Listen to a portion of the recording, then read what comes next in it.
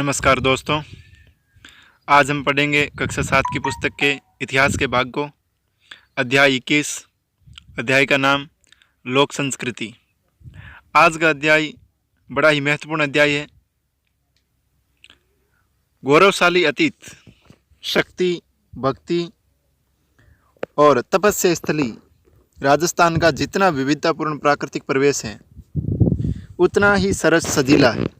इसका सांस्कृतिक वैभव, समृद्ध लोक संस्कृति के परिचायक, तीज त्योहार, उमंग व उल्लास के प्रतीक मेले, आस्था और विश्वास के केंद्र, यहाँ के उपासना स्थल, कहीं घूमर तो कहीं चंग की थाप पर गिंदड़, कहीं चक्री तो कहीं भवाई नृत्य के रोमांचक करतब, कहीं गैर नृत्य की घमक तो कहीं विद्युत गति का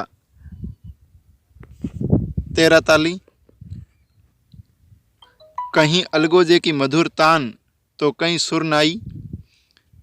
रंग बिरंगे राजस्थान की लूंठी अनूठी सांस्कृतिक विरासत है। यहाँ की लोक संस्कृति जिसका आकर्षण देशी विदेशी पर्यटकों को यहाँ खींच लाता है।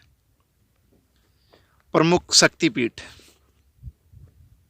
पगे पगे देव अन्य डगे डगे देवरा लोकोक्ति को चरितार्थ करती राजस्थान की धरा कई लोक आस्था केंद्रों को समेटे हुए हैं। सदियों से ये आस्था स्थल मानव मन की अपूरित मनोकामनाओं को पूर्ण करते आए हैं। आतो सुरगा ने शरमावे, इन पर देव रमन ने आवे, इन रो जस नर नारी गावे। पंक्तियां राजस्थान की पवित्र धरा को भव्यता प्रदान करती है। तो राजस्थान में कहा गया है कि बहुत से शक्तिपीठ है, बहुत से लोक देवी देवता हुए हैं। यानी राजस्थान की धरती को इतना पवित्र माना गया है कि इसकी जो तुलना है वो स्वर्ग से भी बढ़कर की गई है।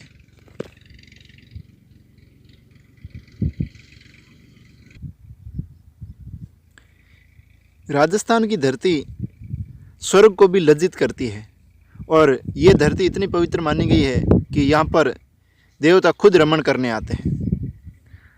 हम देख सकते हैं कि राजस्थान में कई लोग देवी देवता हुए हैं, उनके बारे में हम आज पढ़ेंगे। तो आज हम प्रमुख शक्तिपीठ पढ़ेंगे। राजस्थान में ऐसे अनेक शक्तिपीठ हैं, उनमें से कुछ का वर्णन यहाँ किया जा रहा है। केला देवी। पूर्वी राजस्थान का प्रसिद्ध शक्तिपीठ केला देवी करौली से लगभग 25 किलोमीटर की दूरी पर स्थित है। त्रिकुट पर्वत की सौरम्य घाटी में बना केला देवी का भव्य मंदिर अपने शिल्प और स्थापत्य के कारण दर्शनीय है। केला देवी महालक्ष्मी के अवतार के रूप में मानी जाती है। मंदिर के पीछे काली सिंध नदी बहती है। मंदिर में महालक्ष्मी तथा चामुंडा माता की प्रतिमाएं स्थित है। तो आपको ये ध्यान रखना है कि केला देवी के मंदिर कहाँ हैं। तो ये करौली से लगभग 25 किलोमीटर की दूरी पर है। और कहाँ पर बना हुआ है तो त्रिकुट पर्वत है, उसकी एक सुरम्य घाटी है, वहाँ पर बना हुआ है। और केला देवी को महालक्ष्मी का अवतार माना जाता है।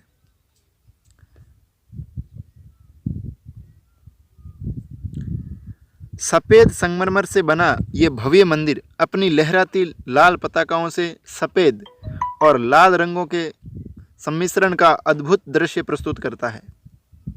केला देवी के सामने हनुमान मंदिर है, जिसे स्थानीय लोग लांगुरिया कहते हैं। केला देवी करौली के यदुवंशी राज परिवार की कुलदेवी है। चैत्र मास के नवरात्र के दौरान यह आस्था स्थल सजीव हो उठता है। इन दिनों हजारों की संख्या में सुहागिन स्त्रियां अपनी पारंपरिक वेशभूषा में मां केला देवी की पूजा अर्चना करने और अपने सुहाग की मंगल कामना के लिए आती है। इन दिनों लगने वाले मेले का एक और आकर्षण है लांगुरिया नृत्य।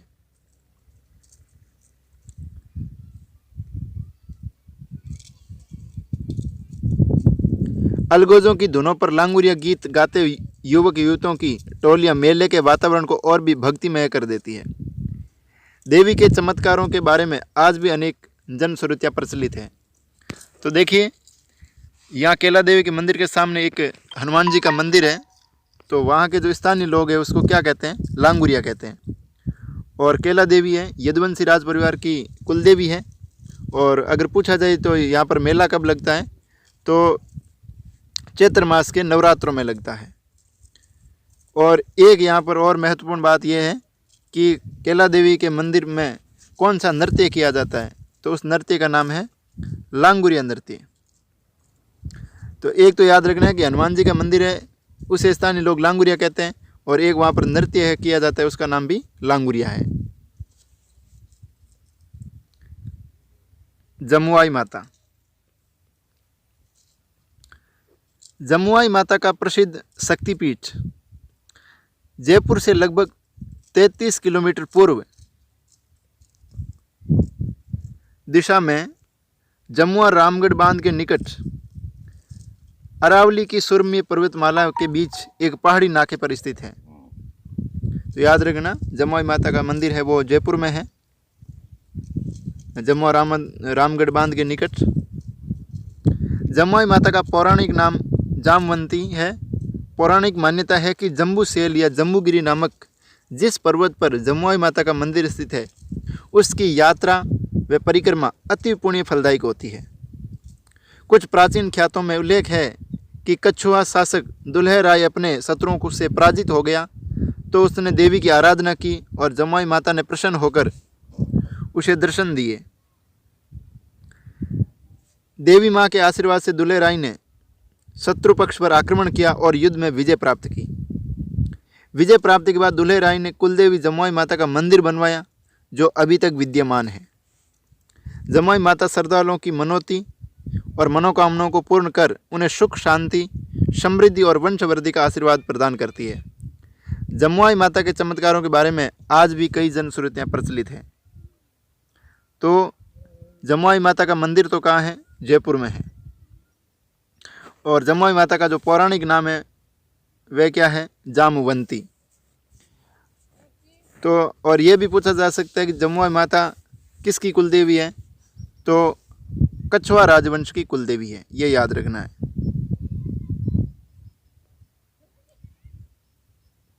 करनी माता।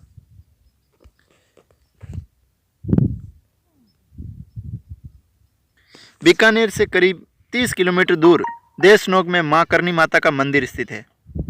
इस मंदिर में हजारों की संख्या में चूहे बिना डर के इधर उधर घूमते रहते हैं। इन चूहों को स्थानीय लोग काबा कहते हैं। ये करनी माता का चमत्कार माना जाता है कि हजारों की संख्या में चूहे होने पर भी यहाँ एक बार भी प्लेग नहीं फैला। करनी माता का मंदिर संगमरमर का बना हुआ है। करनी माता की मूर्ति के सिर पर मुकुट और गले में माला है।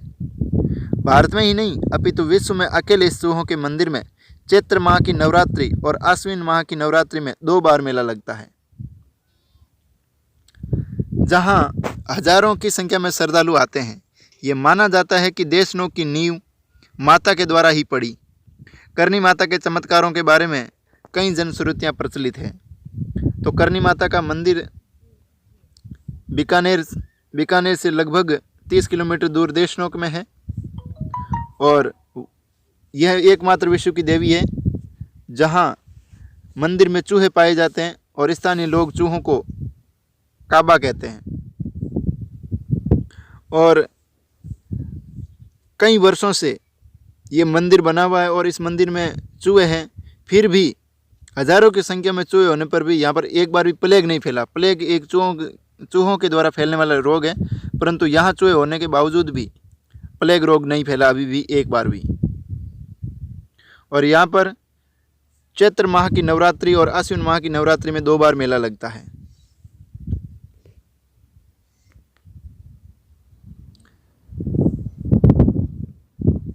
जीण माता। जीण माता शेखावटी अंचल का एक प्रमुख शक्तिपीठ है। यह प्रसिद्ध शक्तिपीठ अरावली पर्वतमाला के बीच सीकर जिले से लगभग 32 किलोमीटर दूर रेवासा में स्थित है। जीण माता को माँ दुर्गा का अवतार माना जाता है और इनका असली और पूरा नाम जयंती माला है, जिसका अपभ्रंश कालांतर में जीण हो गया है। तो जीण माता का जो मंदिर है वो कहाँ है, तो सीकर में रेवासा गांव में। और जीण माता को माँ दुर्गा का अवतार माना जाता है। और इनका असली और पूरा नाम अगर पूछा जाए तो इनका नाम है जयंती माला। अभी हमने जमुई माता का नाम देखा था, तो क्या नाम था? पौराणिक नाम जामवंती था, परंतु जीण माता का क्या नाम है? असली नाम जयंती माला। जो कालांतर, जो अपभ्रंश है वो कालांतर में जीर्ण हो गया है।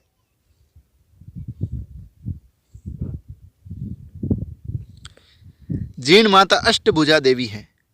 मंदिर में देवी की सफ़ेद संगमरमर की सुंदर और भव्य प्रतिमा प्रतिष्ठापित है।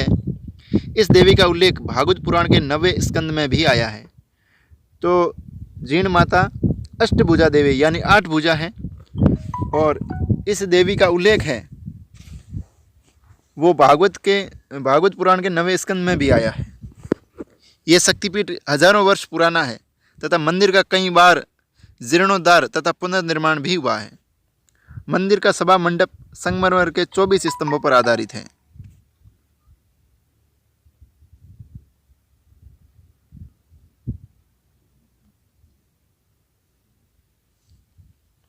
लोक मान्यता है कि चूरू जिले की दांदू गांव की चौहान राजकन्या ने अपने भावज के व्यंग्य बाणों और प्रताड़ना से व्यथित होकर सांसारिक जीवन छोड़कर आजीवन अविवाहित रहकर इस स्थान पर कठोर तपस्या की। चौहान राजकन्या के भाई हर्ष ने अपनी रूठी हुई बहन से घर वापस जाने के लिए बहुत अनुनय विनय की, पर वह न मानी। तब हर्ष ने भी कठोर तपस्या करना शुरू कर दिया। धीरे धीरे जीर्ण ने माँ दुर्गा का स्वरूप ले लिया और हर्ष भैरव के अवतार के रूप में प्रसिद्ध हुए। हर्ष और जीर्ण से संबंधित लोकगीत शेखावटी में बहुत लोकप्रिय हैं। जीर्ण माता अष्टभुजा वाली महिषासुर मर्दिनी के रूप में भी जानी जाती है। तो जीर्ण माता का वर्तमान में तो मंदिर है सीकर जिले में रेवासा गांव में, परंतु जीर्ण माता का जो मूल गांव था वो था चूरू जिले में दांदू गांव, और एक चौहान राजकन्या थी।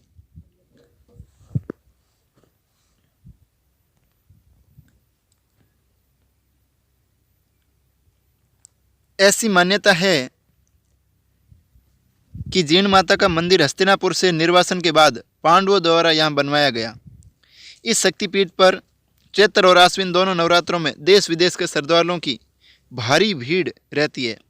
देवी के चमत्कार की अनेक लोक कथाएं जनमानस में प्रचलित हैं।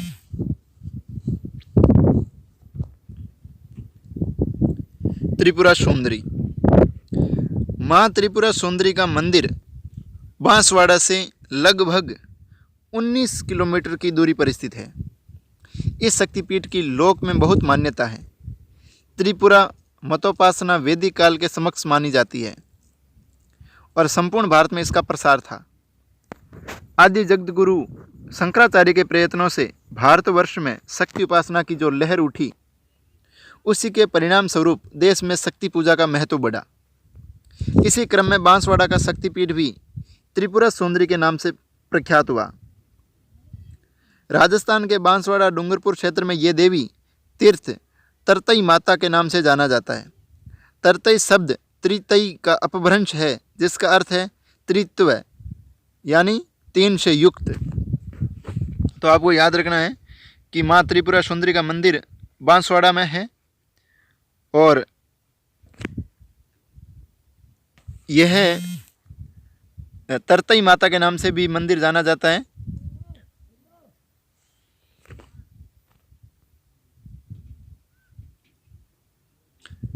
त्रिपुरा सुंदरी के वर्तमान मंदिर का जीर्णोद्धार सर्वप्रथम 12वीं शताब्दी में होने के कुछ उल्लेख मिलते हैं। मंदिर को वर्तमान भव्य स्वरूप देने का कार्य 1977 में प्रारंभ किया गया था।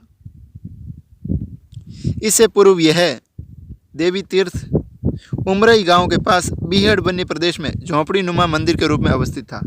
तो इसका वर्तमान जो भव्य स्वरूप है, इसका कार्य कब शुरू किया गया था? 1977 में किया गया था। पहले यह देवी तीर्थ उमरई गांव के पास बीहड़ बन्नी प्रदेश में झोंपड़ी नुमा मंदिर के रूप में था। वर्तमान मंदिर में गर्भगृह में काले पत्थर की माँ त्रिपुरा की 18 भुजाओं वाली भव्य प्रतिमा प्रतिष्ठित है। सिंह वाहिनी राजराजेश्वरी त्रिपुरा की 18 भुजाओं में दिव्य आयुध है। यानी अस्त्र शस्त्र है भुजाओं में, 18 भुजाओं में आयुध हैं। प्रतिमा के पृष्ठ भाग के प्रभा मंडल में 9 छोटी छोटी देवी मूर्तियां हैं। माँ के पृष्ठ भाग में योगिनियों की बहुत ही सुंदर मूर्ति अंकित है। मूर्ति के नीचे पेड़ी पर श्री चक्र अंकित है। माँ त्रिपुरा की उपासना श्री चक्र पर की जाती है। शाक्त ग्रंथों में श्री महा त्रिपुर सुंदरी को जगत का बीज और परम शिव का दर्पण कहा गया है।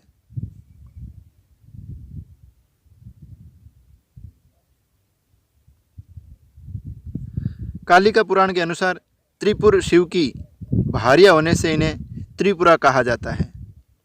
तो इसका उल्लेख कहाँ है? कालिका पुराण के अनुसार अगर हम माने तो त्रिपुर शिव की भार्या है, इसके कारण इन्हें त्रिपुरा कहा जाता है। त्रिपुरा रहस्य आदि ग्रंथों में त्रिपुरा सुंदरी की कथा उल्लिखित है। एक बार भंडासुर के उत्पात से जब जगत त्रस्त हो गया, तब देवताओं के आग्रह पर भगवती आद्य शक्ति त्रिपुरा सुंदरी के रूप में प्रकट हुई। समस्त आसुरी शक्तियों के साथ युद्ध करने आए भंड दैत्य के साथ उनका भयंकर युद्ध हुआ और अंत में भगवती त्रिपुरेश्वरी ने उसे भस्म कर दिया। पंचाल समाज मां त्रिपुरा की कुलदेवी के रूप में उपासना करता है। 14 चौखला पंचाल समाज ने यहाँ 2006 में स्वर्ण कीर्ति स्तंभ बनवाया। वर्तमान में समाज की देखरेख में भव्य मंदिर का निर्माण प्रगति पर है। तो एक बात आपको ये याद रखनी है कि कौन सा समाज है जो माँ त्रिपुरा को कुलदेवी के रूप में पूजता है, तो पंचाल समाज है। और 14 चौखला पंचाल समाज ने यहाँ पर है 2006 में स्वर्ण कीर्ति स्तंभ बनवाया था।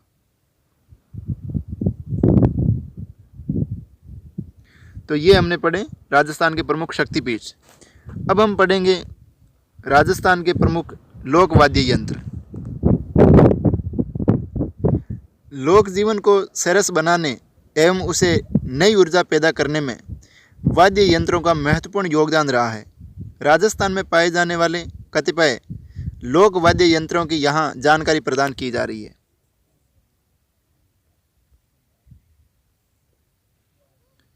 वाद्य यंत्रों का वर्गीकरण, यानी वाद्य यंत्रों को हम कितने भागों में बांट सकते हैं, तो मुख्य रूप से हम 4 भागों में बांट सकते हैं।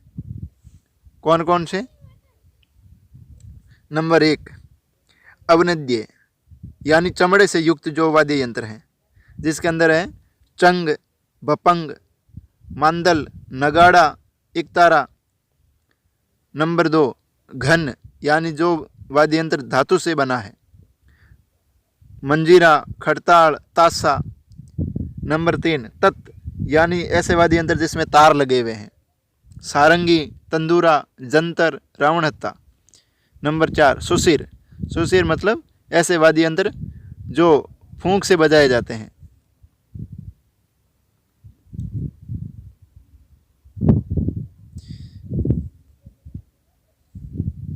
इकतारा, ये प्राचीन वाद्य हैं। गोल तुम्बे में एक बांस फंसा दिया जाता है। तुम्बे का ऊपरी हिस्सा काटकर उस पर चमड़ा मढ़ दिया जाता है। बांस में छेद कर उसमें खूंटी लगाकर उसमें एक तार कस दिया जाता है। इस तार को अंगुली से बजाया जाता है। ये वाद्य यंत्र एक हाथ से ही बजाया जाता है। मीरा इकतारा ही बजाती थी। तो याद रखना है, ये जो इकतारा है इसमें एक गोल तुम्बा होता है, उसमें बांस फंसा दिया जाता है और जो तुम्बे का जो ऊपरी हिस्सा होता है उसको है काट करके चमड़ा मढ़ दिया जाता है और फिर जो बांस होता है उसमें छेद करके उसमें खूंटी लगा दी जाती है और उसमें एक तार कस दिया जाता है और फिर उस तार को क्या करते हैं, अंगुली से बजाते हैं और इस वाद्य यंत्र को एक ही हाथ से बजाया जाता है। और मीराबाई आपने नाम सुना होगा, तो मीराबाई जो वाद्य यंत्र बजाती थी उसका नाम भी है इकतारा ही था। भपंग, ये वाद्य कटे हुए तुम्बे से बना होता है जिसके एक सिरे पर चमड़ा मढ़ा होता है। चमड़े में एक छेद निकालकर उसमें जानवर की आंत का तार या प्लास्टिक की डोरी डालकर उसके सिरे पर लकड़ी का एक टुकड़ा बांध दिया जाता है। वादक इस वाद्य को कांख में दबाकर एक हाथ से उस डोरी या तांत को खींचकर या ढीला छोड़कर उस पर दूसरे हाथ से लकड़ी के टुकड़े से प्रहार करता है। अलवर क्षेत्र में विशेषकर मेव लोगों में ये वाद्य काफ़ी प्रचलित है। तो देखिए जो भपंग है ये भी एक कटे हुए तुम्बे से बनता है और इसमें एक सिरे पर है चमड़ा मढ़ दिया जाता है और फिर चमड़े में क्या करते हैं एक छेद निकालते हैं और उसमें जानवर की आंत का तार या फिर प्लास्टिक की डोरी इनमें से कोई एक उसमें से जो चमड़ा होता है उसमें डाल दिया जाता है और फिर उसके लकड़ी का एक टुकड़ा भी बांध दिया जाता है उसके आगे। और फिर वाद्य क्या करता है कि जो लकड़ी का जो तुम्बा होता है ना उसको अपने कांख में दबा लेता है और फिर जो डोरी या तांत को खींच लेता है और फिर उस पर क्या है कि एक हाथ में और लकड़ी का टुकड़ा ले लेता है, फिर उस जो तार या जो आंत होती है ना उस पर क्या करता है वो कि प्रहार करता रहता है, तो इससे वो बजता है। और ये अगर पूछा जाए कि प्रमुख रूप से कहाँ का प्रसिद्ध है तो ये विशेषकर अलवर क्षेत्र में मेव लोगों द्वारा ये बजाया जाता है।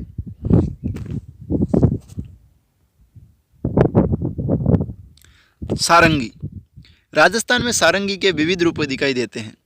मीरासी, लंगा, जोगी, मांगणियार आदि कलाकार सारंगी के साथ ही गाते हैं। सारंगी सागवान, केर तथा रोहिड़ा की लकड़ी से बनाई जाती है। सारंगी के तार बकरे की आंत के और गज में घोड़े की पूंछ के बाल बंधे होते हैं। सारंगी की तरह कमाईचा, सुरिंदा और चिकारा वाद्य हैं। यानी सारंगी है वो कई प्रकार की होती हैं, अलग अलग प्रकार की होती हैं और इसे अलग अलग जाति के लोग भी बजाते हैं, जैसे मिरासी, लंगा, जोगी, मांगणियार आदि जातियाँ इसे बजाती है। और ये किसकी बनती है तो मुख्य रूप से सागवान की बनती है और केर तथा रोइडा की भी बनाई जा सकती है इसको। और सारंगी के जो तार होते हैं या तो जो बकरे की आंत होती है उसके होते हैं और जो गज भी होता है उस गज के अंदर है घोड़े की पूंछ के बाल बंधे होते हैं। और सारंगी की तरह और कौन होता है तो कमाईचा, सुरिंदा और चिकारा वाद्य भी सारंगी की तरह ही होते हैं। तंदूरा, इसमें 4 तार होने के कारण कहीं कहीं इसे चौतारा भी कहते हैं। ये पूरा लकड़ी का बना होता है और कामड़ जाति के लोग तंदूरा ही बजाते हैं। ये तानपुरे से मिलता जुलता वाद्य है। तो ये जो तंदूरा इसे क्या कहा जाता है चौतारा, क्योंकि इसमें 4 तार हैं इसलिए इसे चौतारे भी कहा जाता है। और ये पूरा का पूरा किसका बना होता है लकड़ी का बना होता है। और इसे मुख्य रूप से कौन सी जाति बजाती है तो कामड़ जाति के लोग बजाते हैं। जंतर, जंतर ये वाद्य वीणा की ही तरह होता है। वादक इसको गले में डालकर खड़ा खड़ा ही बजाता है। वीणा की तरह इसमें 2 तुम्बे होते हैं, इनके बीच बांस की लंबी नली लगी होती है। इसमें कुल 4 तार होते हैं। राजस्थान में ये गुज्जर भोपों का प्रचलित वाद्य होता है। तो जंतर है ये वीणा की तरह ही होता है और वाद्य क्या करता है इसको गले में डाल लेता है, फिर खड़ा होकर के इसे बजाया जाता है। और वीणा की तरह इसमें 2 तुम्बे होते हैं और बीच में एक बांस की नली लगी होती है। और इसमें कुल कितने 4 तार होते हैं। और राजस्थान में ये मुख्य रूप से कौन बजाते हैं तो गुज्जर भोपों द्वारा ये बजाया जाता है। देवनारायण जी की फड़ अगर आपने सुनी है कभी तो उसमें भी यह जंतर वाद्य यंत्र बजाया जाता है। रावण हत्ता, रावण हत्ता भोपों का मुख्य वाद्य है। इसे बनाने के लिए नारियल की कटोरी पर खाल मढ़ी जाती है जो बांस के साथ लगी होती है। बांस में जगह जगह खूंटियाँ लगा दी जाती हैं जिनमें तार बंधे होते हैं। यह वायलिन की तरह गज से बजाया जाता है जिसमें एक सिरे पर कुछ घुंघरू बंधे होते हैं। बजाते समय हाथ के ठुमके से घुंघरू भी बजते हैं। तो ये क्या है रावण हत्ता मुख्य रूप से तो किसका वाद्य है तो भोपों का है। जो भोपे होते हैं वो मुख्य रूप से रावण हत्ता का ही प्रयोग करते हैं। और इसमें भी क्या है ये भी एक जो नारियल की कटोरी होती है उसमें बांस होता है, बांस लगा दिया जाता है, फिर उसके अंदर क्या जगह जगह खूंटियाँ लगा दी जाती है और जिसके अंदर क्या तार बांध दिए जाते हैं और फिर इसे वायलिन की तरह क्या है गज से बजाते हैं। और जो गज होता है उसके एक सिरे पर क्या घुंघरू बंधे होते हैं और जब उसे बजाते हैं तो हाथ से उसका ठुमका लगता है तो घुंघरू क्या है बजते हैं। अलगोजा, ये फूंक वाद्य है। ये बांसुरी की तरह होता है। वादक 2 अलगोजे मुंह में रखकर एक साथ बजाता है। एक अलगोजे पर स्वर कायम किया जाता है तथा दूसरे पर स्वर बजाए जाते हैं। और एक बात याद रखना, ये अलगोजा है, ये राजस्थान का राज्य वाद्य भी है, इसलिए ये बड़ा महत्वपूर्ण हो जाता है। शहनाई, यह एक मांगलिक वाद्य है। चिलम की आकृति का यह वाद्य शीशम या सागवान की लकड़ी से बनाया जाता है। तो याद रखना, अभी हमने पढ़ा था कि एक सारंगी होती है, वो भी सागवान से बनाई जाती है। तो ये जो शहनाई है, ये भी शीशम या सागवान की लकड़ी से बनाई जाती है। वाद्य के ऊपरी सिरे पर ताड़ के पत्ते की तुनती बनाकर लगाई जाती है। फूंक देने पर इसमें से मधुर स्वर निकलता है। तो ये मुख्य रूप से मांगलिक वाद्य यानी विवाह आदि है, तब ये शहनाई बजाई जाती है। पुंगी, यह एक वाद्य विशेष प्रकार के तुम्बे से बनता है। तुम्बे का ऊपरी हिस्सा लंबा और पतला तथा नीचे का हिस्सा गोल होता है। तुम्बे के निचले गोल हिस्से में छेद कर दो नलियां लगाई जाती है। इन नलियों में स्वरों के छेद होते हैं। अलगोजे के समान ही एक नली में स्वर कायम किया जाता है और दूसरे से स्वर निकाले जाते हैं। और मुख्य रूप से ये किसका वाद्य है? तो कालबेलियों का प्रमुख वाद्य है।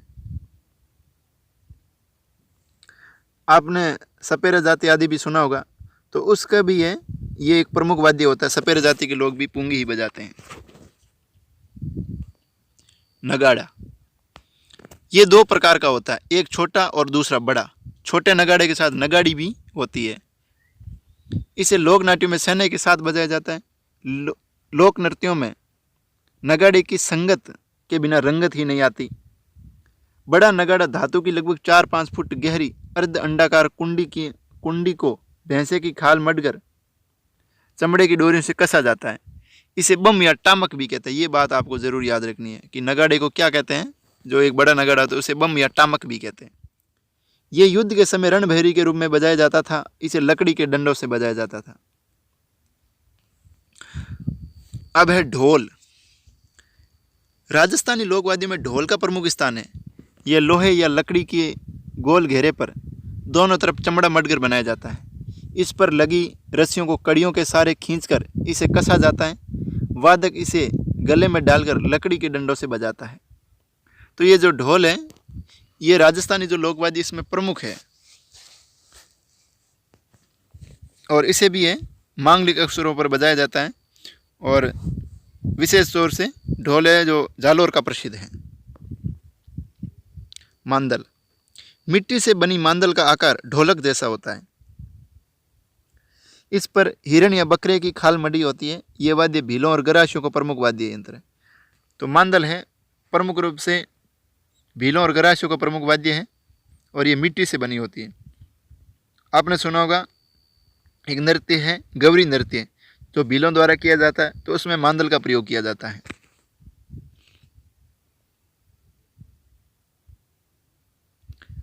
चंग, होली के अवसर पर बजाए जाने वाला यह ताल वाद्य लकड़ी के गोल घेरे से बना होता है। इसके एक तरफ बकरे की खाल मंडी जाती है। इसे दोनों हाथों से बजाया जाता है। इसे ढप भी कहते हैं। तो ये मुख्य रूप से चंग आपने सुना ही होगा कि होली पर बजाया जाता है और इसे और किस नाम से जाना जाता है? तो ढप भी कहते हैं इसे। खंजरी, ये ढप का लघु आकार है, यानी जो चंग है उसका ही छोटा रूप है खंजरी। ढप की तरह इस पर भी चमड़ा मढ़ा होता है। इसे कामड़, भील, कालबेले आदि बजाते हैं। अब आपको नीचे कुछ चित्र दिखाए गए हैं इन वाद्य यंत्रों के, आप देख सकते हैं आराम से। शहनाई बजा रहा है व्यक्ति, सारंगी, भपंग, रावणहत्ता, नगाड़ा, कमाईचा, मोरचंग, तुरही, ढोल, जंतर, पुंगी, खंजरी, अलगोजा, तंदूरा, चंग, मांदल, इकतारा, बांकिया, खड़ताल। तो ये राजस्थान के प्रमुख लोकवाद्य हैं। इसके अलावा भी राजस्थान में अनेक लोकवाद्य प्रचलित हैं। इनमें मोरचंग, चिक्कारा, तुरही, खड़ताल, मंजीरा, जांज, कांसी की थाली, बांकिया, भूंगल, मशक, तासा, नौबत, धौंसा, ढोलक, डेरू आदि उल्लेखनीय है। ये वाद्य राजस्थान के जनजीवन में इस प्रकार रच बस गए हैं कि इनका प्रत्येक स्वर यहाँ की माटी और संस्कृति की गंध लिए हुए होता है। तो ये राजस्थान के प्रमुख वाद्य यंत्र हैं। एक यहाँ पर शब्द आया चिक्कारा और एक होता है चिंकारा। तो ये चिक्कारा तो क्या है? वाद्य यंत्र है। चिंकारा क्या है? राजस्थान का राज्य पशु है। तो ये याद रखना। अगर ये जो चिकारा है, अगर इस पर ची पर हम बिंदी लगा दे, चिंकारा हो जाए। चिंकारा क्या है? एक पशु है। और चिकारा क्या है? वाद्य यंत्र है।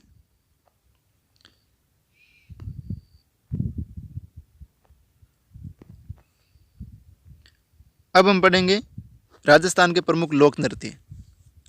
मस्ती, उल्लास और आनंद के अतिरेक में की गई थिरकन ही क्या है? नृत्य है। जिससे हमें क्या है? मस्ती मिलती है, उल्लास होता है, आनंद मिलता है। तो यही क्या है? एक नृत्य होता है। इसी नृत्य में हमें क्या है? आनंद मिलता है। राजस्थान एक भौगोलिक विविधता वाला प्रदेश है। इस विविधता ने नृत्यों को भी वैविध्य प्रदान किया है और अलग अलग क्षेत्रों में भिन्न भिन्न नृत्य विकसित हुए हैं। नंबर 1, गैर नृत्य। गोल घेरे में इस नृत्य की संरचना होने के कारण ये घेर और कालांतर में गैर कहा जाने लगा। होली के दिनों में मेवाड़ और बाड़मेर में इस नृत्य की धूम मची रहती है। इस नृत्य की सारी प्रतिक्रियाएं और पद संचालन तलवार युद्ध और पट्टेबाजी जैसी लगती है। यह केवल पुरुषों का नृत्य है। मेवाड़ और बाड़मेर में गैर नृत्य की मूल रचना एक ही प्रकार की है, किंतु नृत्य की लय, चाल और मंडल में अंतर होता है। तो याद रखना है एक तो कि मुख्य रूप से गैर नृत्य मेवाड़ और बाड़मेर का प्रसिद्ध है और ये केवल पुरुषों द्वारा ही किया जाता है। किसके द्वारा? पुरुषों द्वारा ही किया जाता है। गिंदड़ नृत्य, ये शेखावटी का लोकप्रिय नृत्य है। सुजानगढ़, चूरू, रामगढ़, लक्ष्मणगढ़, सीकर और उसके आसपास के क्षेत्रों में ये लोकप्रिय है। नगाड़ा इस नृत्य का मुख्य वाद्य यंत्र होता है। इसमें नर्तक अपने हाथ में छोटे डंडे लिए हुए होते हैं। नगाड़े की ताल के साथ इन डंडों को टकराकर नर्तक नाचने लगते हैं। जैसे जैसे नृत्य गति पकड़ता है, नगाड़े की ध्वनि भी तीव्र होती चली जाती है। इस नृत्य में विभिन्न प्रकार के स्वांग भी निकाले जाते हैं, जिनमें साधु, शिकारी, सेठ सेठानी, दूल्हा दुल्हन आदि उल्लेखनीय है। तो गिंदड़ नृत्य अगर आपको पूछ लिया जाए तो ये मुख्य रूप से कहाँ का है? तो शेखावटी का है। वैसे कुछ क्षेत्र हैं जैसे सुजानगढ़, चूरू, रामगढ़, लक्ष्मणगढ़, सीकर, इन क्षेत्रों में ये काफ़ी लोकप्रिय हैं। इनके आसपास क्षेत्रों में भी लोकप्रिय हैं। और इसमें है मुख्य रूप से क्या वाद्य यंत्र बजाया जाता है? तो नगाड़ा बजाया जाता है गिंदड़ नृत्य में। और नर्तक क्या करते हैं? हाथों में छोटे छोटे क्या डंडे ले लेते हैं और फिर जो नगाड़ा बजता है उसी ताल के साथ वो है डंडों को आपस में टकराते हैं और नाचते रहते हैं। और इसमें इस नृत्य में क्या है? अलग अलग प्रकार के स्वांग भी निकाले जाते हैं। अब है चंग नृत्य। ये पुरुषों का नृत्य है। इस नृत्य में हर एक पुरुष के पास चंग होता है और वह चंग बजाता हुआ गोल घेरे में नृत्य करता है। नृत्य करते हुए लय के साथ चंग बजाते हुए नर्तक अपने स्थान पर चक्र लगाता है। इसमें चंग के साथ बांसुरी का भी प्रयोग होता है। इस नृत्य में धमाल तथा होली के गीत गाए जाते हैं। इस नृत्य में अंग संचालन काफ़ी मनोहारी होता है। तो चंग नृत्य होता है तो इसमें मुख्य वाद्य यंत्र भी है, चंग ही होगा। और यह किसका नृत्य है? तो ये भी एक केवल पुरुषों का ही नृत्य है। और ये नृत्य आपको मुख्य रूप से होली अवसर पर देखने को मिल सकता है। आप अगर आसपास में होली के अवसर पर कहीं नृत्य हो तो इसको आप देख सकते हैं। डांडिया नृत्य, ये मारवाड़ का लोकप्रिय नृत्य है। गैर, गिंदड़ और डांडिया तीनों ही नृत्य वृत्ताकार है, यानी गोल घेरे में किए जाते हैं। डांडिया नृत्य में पुरुषों की टोली हाथ में लंबी छड़ियाँ लेकर नाचती है। इसमें शहनाई और नगाड़ा बजाया जाता है। नर्तक आपस में डांडिया टकराते हुए घेरे में नृत्य करते हैं। तो ध्यान रखना है, डांडिया नृत्य कहाँ का है? तो मारवाड़ का लोकप्रिय नृत्य है। और किस प्रकार का नृत्य है? तो वृत्ताकार नृत्य है। ढोल नृत्य, ये जालोर का प्रसिद्ध है। ये भी पुरुषों द्वारा ही किया जाता है। इसमें एक साथ 4-5 ढोल बजाए जाते हैं। इसमें पहले मुखिया ढोल बजाता है, फिर अन्य नर्तक कोई मुंह में तलवार लेकर, कोई हाथों में डंडे लेकर, कोई रुमाल लटका कर नृत्य करते हैं। ये नृत्य प्राय विवाह के अवसर पर किया जाता है। तो ये जो ढोल नृत्य हैं तो प्रसिद्ध तो कहाँ का है, जालोर का है। और ये किसके द्वारा है, जो ढोल नृत्य हैं ये पुरुषों द्वारा किया जाता है। और इस नृत्य को आप प्राय विवाह के अवसर पर देख सकते हैं। अग्नि नृत्य, धधकते अंगारों पर किया जाने वाला यह नृत्य जशनाती संप्रदाय के लोग करते हैं। ये नृत्य रात्रि में आयोजित होता है। इस नृत्य में नर्तक कई बार अंगारों के ढेर को नाचते हुए पार करता है। इतना ही नहीं, ये नर्तक उन अंगारों को कभी हाथ में उठाते हैं, मुंह में डालते हैं और कभी उनकी झोली भरकर नाना प्रकार के करतब करते हैं। नर्तक अग्नि से इस प्रकार खेलते हैं जैसे अंगारों से नहीं, फूलों से खेल रहे हो। ये नृत्य भी पुरुषों द्वारा ही किया जाता है। तो अग्नि नृत्य हैं ये जशनाती संप्रदाय के लोग करते हैं और ये नृत्य अंगारों पर किया जाता है, इसलिए इसे अग्नि नृत्य कहते हैं। तो ये लोग जब इस नृत्य को करते हैं तो इस नृत्य से इस प्रकार खेलते हैं जैसे ये अग्नि से नहीं, फूलों से खेल रहे हो। और ये नृत्य भी किसके द्वारा किया जाता है, तो ये नृत्य भी पुरुषों द्वारा ही किया जाता है। बमरसिया, यह अलवर और भरतपुर क्षेत्र का नृत्य है। इस नृत्य में एक बड़े नगाड़े का प्रयोग किया जाता है। इसे दो आदमी बड़े डंडों की सहायता से बजाते हैं और नर्तक रंग बिरंगे फुंदों तथा पंखों से बंधी लकड़ी को हाथों में लिए उसे हवा में उछालते हुए नाचते हैं। वाद्य यंत्रों में नगाड़े के अलावा थाली, चिमटा, ढोलक, खड़ताल और मंजीरा आदि का प्रयोग किया जाता है। नृत्य के साथ होली के गीत और रसिया गाया जाता है। बम यानी नगाड़े को बम कहते हैं। बम के साथ रसिया गाने से इस नृत्य का नाम क्या रख दिया, बम रसिया। तो याद रखना है, बम रसिया प्रसिद्ध कहाँ का है, तो अलवर और भरतपुर क्षेत्र का। और इसमें मुख्य रूप से कौन सा वाद्य यंत्र बजाया जाता है, नगाड़ा। और नगाड़े को क्या कहते हैं, बम। और साथ में क्या गाया जाता है, रसिया। तो इसलिए इसका नाम क्या पड़ गया, बम रसिया। घूमर नृत्य, घूमर नृत्य तो आप सभी ने सुना ही होगा और आप सबने देखा होगा, बहुत ही सुंदर नृत्य है घूमर नृत्य। ये समूचे राजस्थान का लोकप्रिय नृत्य है, यानी पूरे राजस्थान का लोकप्रिय नृत्य है। और राजस्थान का राज्य नृत्य भी घूमर नृत्य ही है। ये नृत्य मांगलिक अवसरों तथा पर्वोत्सवों पर आयोजित होता है। ये महिलाओं का नृत्य है। देखिए, अभी हमने कुछ नृत्य पढ़े थे, किसके नृत्य थे, तो पुरुषों के नृत्य थे। ये जो घूमर नृत्य है ये किसके द्वारा किया जाता है, तो ये महिलाओं का नृत्य है। इसमें लहंगा पहने स्त्रियां जब चक्कर लेकर गोल घेरे में नृत्य करती है तो उनके लहंगे का घेर और हाथों का लचकदार संचालन देखते ही बनता है। तो ये महिलाओं का नृत्य है और पूरे राजस्थान में ये लोकप्रिय नृत्य है। और देखिए, इसका नाम घूमर कैसे पड़ा, तो कुछ लोग बोलते हैं कि गोल गोल घूमते हैं तो इसका नाम घूमर पड़ गया। नहीं, इसका नाम इसलिए घूमर नहीं पड़ा, जो लहंगा होता है, जो घाघरा होता है, उसका जो नीचे का जो गोल गोल घेर होता है तो उसको बोलते हैं घूम। तो इसलिए इसका नाम क्या पड़ गया, घूमर। और इसे जब राजपूत महिलाएं करती है तो इस घूमर नृत्य को लूर कहते हैं। जब राजपूत महिलाएं इसको करती है तो इसे क्या कहते हैं, लूर के नाम से जाना जाता है। तो आपसे पूछा भी जा सकता है कि जब राजपूत महिलाएं घूमर नृत्य को करती है तो इसको किस नाम से जाना जाता है, तो लूर के नाम से जाना जाता है। और इसकी जो चाल होती है उसको बोलते हैं सवाई। तेहरा ताली नृत्य,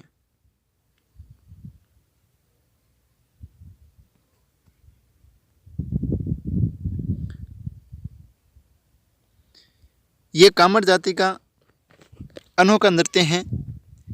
ये नृत्य ही ऐसा है जो बैठकर किया जाता है। अभी हमने पढ़े थे तो नृत्य है जो खड़े खड़े किए जाते थे, परंतु ये जो एकमात्र ऐसा नृत्य है जो बैठकर किया जाता है। इसमें स्त्री अपने हाथ पैरों में मंजीरें बांध लेती है और फिर दोनों हाथों से डोरी से बंधे मंजीरों को द्रुत गति की ताल और लय से शरीर पर बंधे मंजीरों पर प्रहार करती हुई विविध प्रकार की भावभंगिमाएं प्रदर्शित करती है। ये चंचल और लचकदार नृत्य देखते ही बनता है। पुरुष तंदूरे की तान पर मुख्यतः रामदेव जी के भजन गाते हैं। तो याद रखना है, जो 13 ताली नृत्य हैं ये किसके द्वारा किया जाता है? तो एक तो याद रखना कामड़ जाति के द्वारा किया जाता है, और एकमात्र नृत्य जो बैठ कर किया जाता है। और इसका है जो स्त्रियां हाथ पैरों पर क्या है मंजीरें बांध लेती है। तो इसमें ये जो 13 ताली है तो इसमें 13 मंजीरे काम में लिए जाते हैं। और जब ये नृत्य किया जाता है तो पुरुष हैं जो तंदूर की तान पर किसके गीत गाते हैं? मुख्यतः रामदेव जी के गीत गाते हैं, यानी भजन गाते हैं। भवाई नृत्य, ये नृत्य अपनी चमत्कारिता के लिए अधिक प्रसिद्ध है। इस नृत्य में विभिन्न शारीरिक करतब दिखाने पर अधिक बल दिया जाता है। ये उदयपुर संभाग में अधिक प्रचलित है। अनूठी नृत्य अदायगी, शारीरिक क्रियाओं के अद्भुत चमत्कार तथा लयकारी की विविधता इस नृत्य की मुख्य विशेषताएं हैं। तेज लय में सिर पर 7-8 मटके रखकर नृत्य करना, जमीन पर पड़े रुमाल को मुंह से उठाना, गिलासों पर नाचना, थाली के किनारों पर नृत्य करना, तलवार की धार पर, कांच के टुकड़ों पर और नुकीली कीलों पर नृत्य करना इस नृत्य को रोमांचक बनाता है। तो ये जो भवई नृत्य हैं ये मुख्य रूप से कहाँ प्रचलित हैं? तो उदयपुर संभाग में ये प्रचलित है। और इसमें क्या है कि जो महिलाएं होती हैं तो सिर पर 7-8 मटकी रख लेती है, फिर नृत्य करती है, और भी कई करतब करती है, जैसे मुंह से रुमाल उठाती है, तो कभी गिलासों पर नाचती है, तो कभी थाली के किनारों पर। तो इस प्रकार है अलग अलग प्रकार से करतब दिखाए जाते हैं और यह नृत्य बड़ा ही रोमांचक बन जाता है।